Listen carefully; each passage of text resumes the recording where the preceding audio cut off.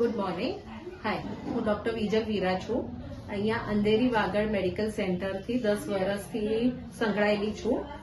આજે I want to explain you the role of a family physician. કેમ family physician important છે. Plus બીજું એક બી કહું કે આપણા ઇન્ડિયામાં જ એવી ફેસિલિટી છે કે તમે ડાયરેક્ટ સ્પેશિયલિસ્ટને જઈને મળીએ છીએ. આઉટ ઓફ ઇન્ડિયા કોઈ બી કન્ટ્રીમાં જાઓ, તમને કોઈ સ્પેશિયલિસ્ટને મળવું છે તો ફર્સ્ટ તમે ફેમિલી ફિઝિશિયન કહેશે, ઈ રિફર કરશે તો જ જઈ શકશો. એના બી બહુ પ્રોઝ એન્ડ કોન્સ છે કે ફેમિલી ફિઝિશિયન એને બધી જ તમારી હેલ્થની ખબર છે.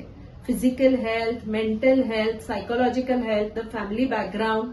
તો ઈ જ્યારે રિફર કરે છે, he knows whom to refer, why to refer to that patient, to a specialist. બધા જ ફેમિલી મેમ્બર્સને ટ્રીટ કરે છે, નાના બાળકથી લઈને મોટા તમારા ઘરમાં જે બુઝુર્ગ છે એમને બી ઈ દવા આપે છે.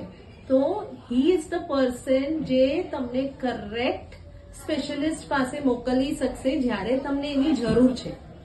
ડાયરેક્ટ સ્પેશિયલિસ્ટ કરવા જવા કરતા અગર તમે એમની ગાઈડન્સ લઈને જશો તો તમને બેનિફિટ હશે કે યસ તમે કરેક્ટ લાઈન ફોલો કરી રહ્યા છો. ઈ જે ઇન્વેસ્ટિગેશન્સ અગર સ્પેશિયલિસ્ટ કોઈ લખી આપે છે તો ઈ ઇન્વેસ્ટિગેશન્સ એકચ્યુઅલી તમને જરૂર છે કે નહીં. પ્લસ ઈ ટેસ્ટ આપણા અહીંયા બહુ ઓછા પ્રાઇસ રેટમાં થાય છે. કોઈક ટેસ્ટ અહીંયા નહીં બી થતી હોય તો આપણે બહાર રિફર કરીએ છીએ, which is done at an concessional rate. So it is helpful.